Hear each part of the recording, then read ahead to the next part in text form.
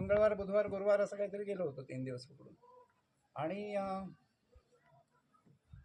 एकटाच होतो. मला एकटं फिरायची भटकायची खूप आवड आहे. आता पण मी एकटाच राहतो. तर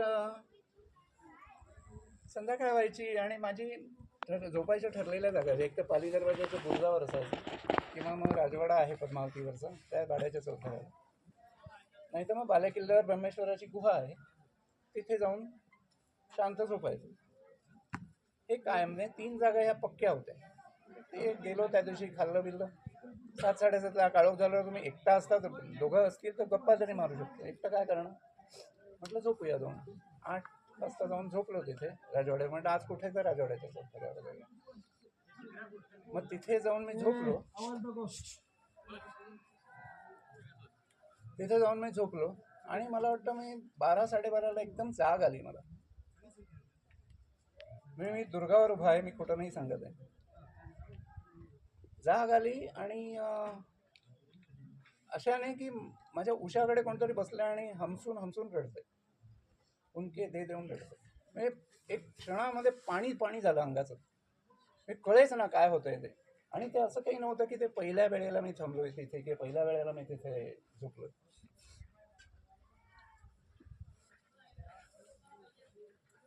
मी उठलो पटकन, बॅटरी कोयती होती माझ्याकडे ती घेतली, काठी घेतली आणि एकदा वाटलं की मनामध्ये की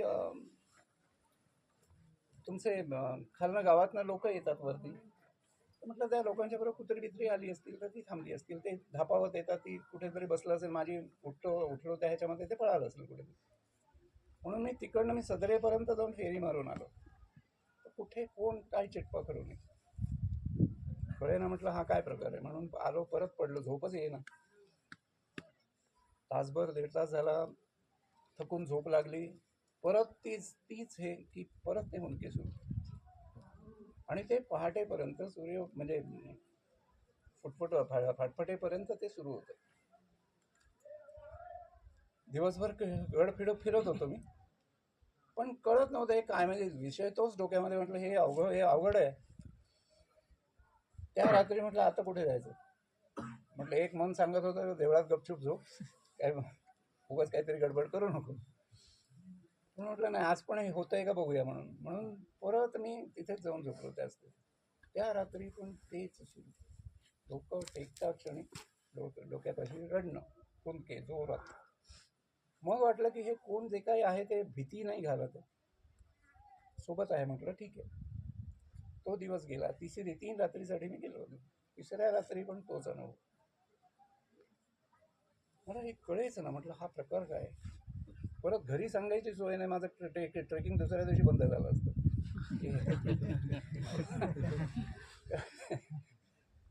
कारण मी एकटा, त्याच्यात हे असलं काहीतरी सांगितलं की ते म्हणतील बस झालं, खूप झालं.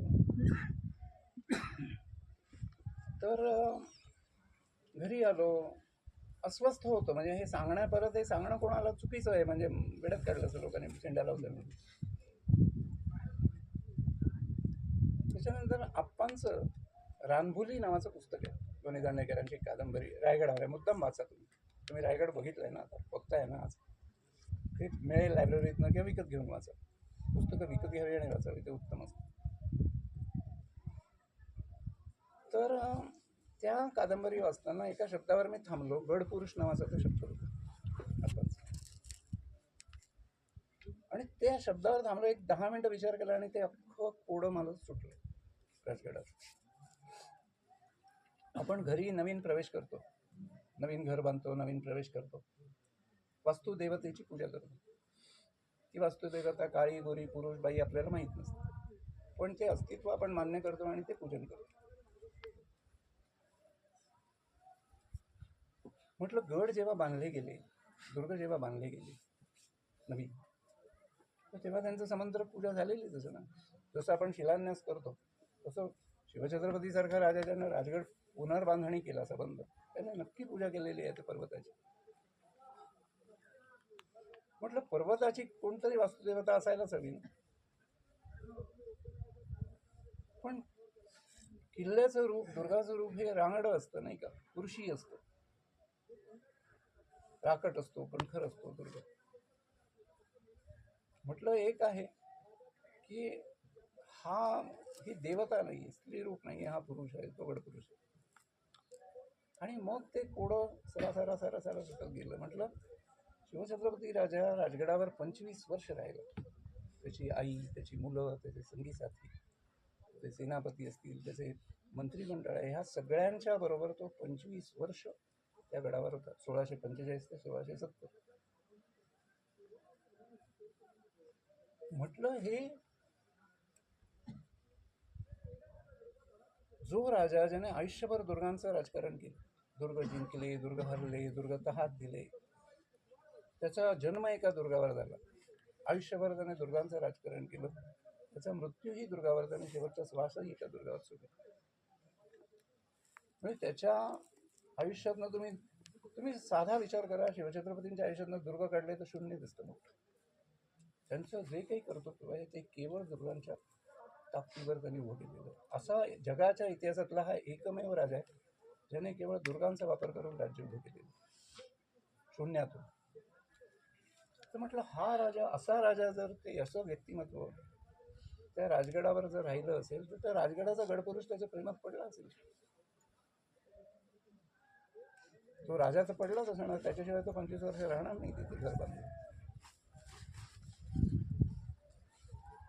आणि मग जेव्हा तो राजा गड सोडून निघाला, राजगड सोडून तो जेव्हा रायगड निघाला, त्याचं सगळं सामान सुमान घेऊन, आईला घेऊन, मुलांना घेऊन, बायकांना घेऊन, तो गडपुरुष जो आहे, ती वास्तुदेवता आहे त्या दुर्गाची, ती किती हल्लक झाली असेल, तिच्या मनाला किती कुठे वेदना झाल्या असतील, किती ही कल्पित आहे पण ते आहे. आणि मग ते कळलं की तो जो जे काही अस्तित्व आहे ते हुंदके देऊन त्याच्यावर ती कथा मला सांगायचा प्रयत्न करत होतो, त्याच्या मनातली वेदना सांगायचा प्रयत्न करत होतो. आणि मग ती कादंबरी मी लिहायला सुरुवात केली की तो गडपुरुष बोलतोय, तो स्वतःची कथा सांगतोय आणि राजेगड सोडून जातात, राजगड सोडून जातात, तिथे ती कादंबरी थांबते. अशी ती गोष्ट आहे. ती कादंबरी मी सुचलेलं तिथे, आणि ती कादंबरी मी रायगडावर 1 महिना होतो आणि इथे बसून ती कादंबरी पूर्ण लिहिली.